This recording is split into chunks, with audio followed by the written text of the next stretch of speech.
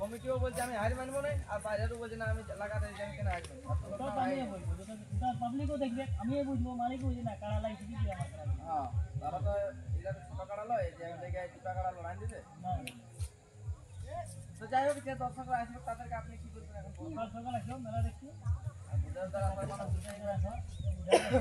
সবাই জানে যে কি অবস্থা হবে না হবে। তাহলে আপনার কাড়ার রেজাল্ট কি এখন বর্তমানে এই কি আসার আগে? এখন আমার কাড়া দিয়ে তো যাই হোক, আমরা ভিডিওটা দীর্ঘায়িত না করে আমরা শেষ করবো। না কারা মটর করতে ভিডিও কমাতে আপনার সামনে তুলে ধরবো, আর কারা লোহারি চলো